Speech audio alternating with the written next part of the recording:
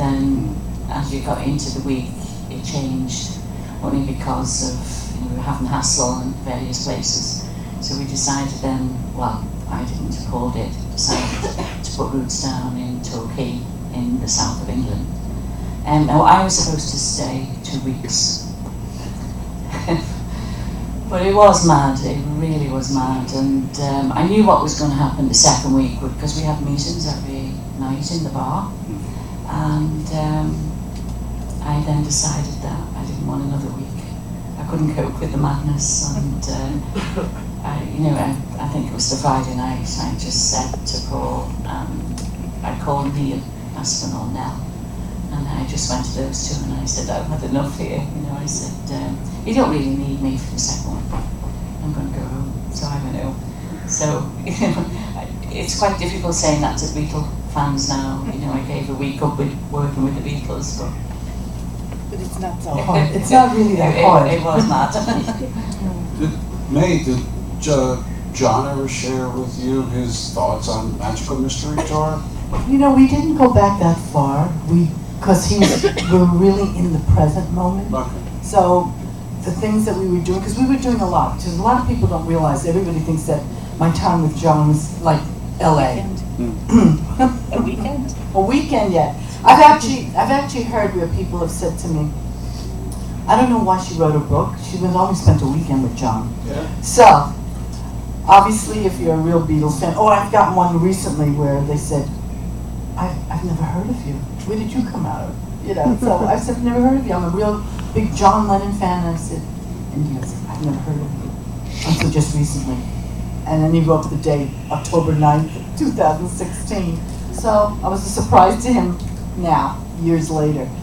But, with John, it was just, we talked about the present, we did things, we did a lot of work on albums. A lot of people don't realize that we worked on. We went from Mind Games to the rock and roll album with Phil Spector. That's a nightmare in its own. And then we did Walls and Bridges. We worked with Ringo on his record. On Walls and Bridges, a lot of people don't realize that that's my vocals that are Number 9 Dream, and not Yoko's. Even though there's a video out, and she put one out, and it's her face, and she's mouthing the words John, but it's my voice. And I always say it's her Milli Vanilli moment. And then we've done obviously Harry Nilsson, and then we did a jam. And I guess I'm very lucky because I'm one of the few people that's left that jammed with John and Paul. Their last their last jam session, and we did that in L.A. And it wasn't supposed to be recorded. We were just having fun. Mal was there, so it was fun. And then what else did we do? We did a lot. There was Mick Jagger. We did jam with him. We wrote songs. It was constant. You hear all those radio programs where he's been on, where he does, he plays DJ with everyone, and like out in LA or wherever. It was all during that time, and especially I got him hooked back up with his son Julian. So we're still close to this day. So we did a lot in that time frame, So you probably got asked, what happened to the tapes of the studio jams? Oh no, somebody has put them out, and I don't know who. I don't even know who, but they're called a toot and a snore, and everybody says, I love when they rate it, but we weren't meant to put it out. If that was supposed to go out, John would have been horrified if he had known that. But they kind of leaked out, bootlegged out. Yes, a bootleg. You can get it bootleg, and it sounds horrible, and he'd be horrified at that. He didn't like things like that to go out, but somebody did after, and they called it, I think, also the Maypang tapes, Toot and a Snore. They got everything going, so it's out there. Does anybody have any questions they would like to ask? I'm sure there's somebody out there. Come on. I mean, I can see like, oh gee. And no, John was not my favorite Beatle. It was actually Ringo. Is it? Yeah. And then of course, news to me. I'm just saying it, and guess what happened? John asked me that question, and I stupidly said, "Oh, it's Ringo," and he stopped and he looked at me and he went, "Ringo?" I fully agree. Yeah, and he goes, I realized, I said, but your vocals, your voice, your music, you're it, don't worry. Ringo was just I was 13, what do you want?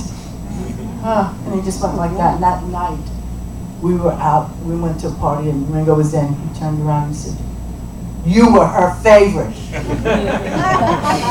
I got very upset and I was embarrassed. Look, but Ringo was great. He knew how to play it off. But I was horrified, mortified and horrified. So Freda, when you were dealing with managing all this stuff for the Beatles and Apple, about how many people were you in charge of at some point? Well, originally it was just me. And then I did get full-time staff, just only 2. And then I had 3 part-time staff. And that was all I had to run the fan club. So I had to use my nous. So that's when I decided to make a secretary for every county. And I had about 36 secretaries under me. But my office was well known all around Liverpool. And we had about 200 groups in Liverpool. And I don't know about over here, but groups never have any money. And they don't work for a living in the day. They get up late. So they would come into my office because they would get free coffee, tea. I also got all the demos of all the artists in Apple and in Men's Enterprises. So I would let them come in and they could spend the day. I had my own office in offices. And whoever came in, didn't matter male, female, or anything, I would make them work.